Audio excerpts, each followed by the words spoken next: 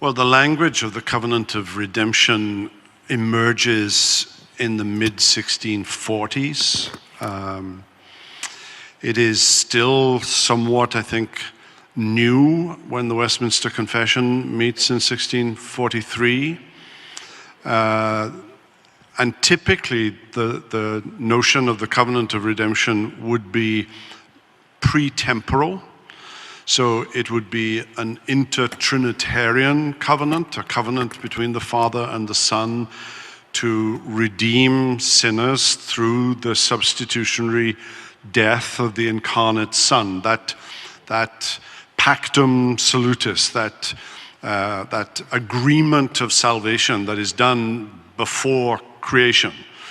The covenant of grace would be viewed as the enactment of that pre-temporal covenant of redemption in space and time, and that covenant of grace being seen in various historical epochs, with Adam, with Abraham, with Moses, with David, and the prophetic anticipation of the new covenant or the everlasting covenant in Isaiah, in Ezekiel, Jeremiah.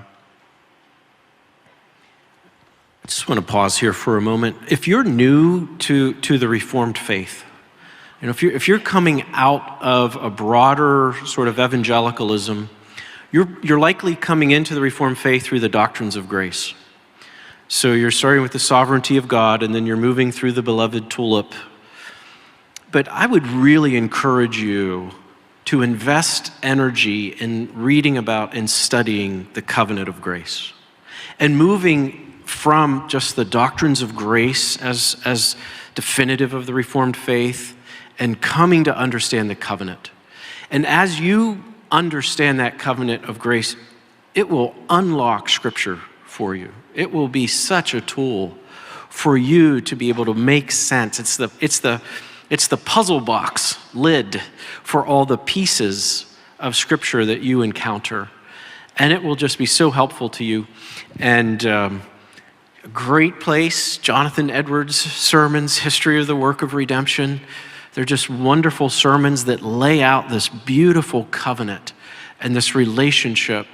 Not the two peoples, not Israel and the church with distinct futures, and there's a great deal of discussion about that in many quarters, but the one people of God in the covenant of grace. So I would very much encourage you to embark on that study. It'll be very rewarding for you. We forget that there are lots and lots of people for whom, when they become Christians, they're reading the Bible for the first time. And you send them to Mark's Gospel or John's Gospel. Where do you start? Because if you start in Genesis, with Gandhi, you're going to stop in Leviticus.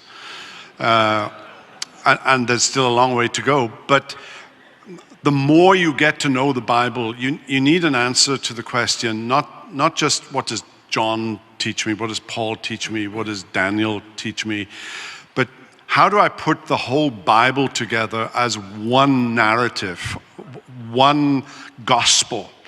And the way that theologians have answered that question is through an understanding that God works through covenants, successive, unfolding, enlarging covenants, but there are really only two covenants in space and time. One is the covenant of works with Adam, which he failed, and the rest, from the Garden of Eden onwards, is a covenant of grace.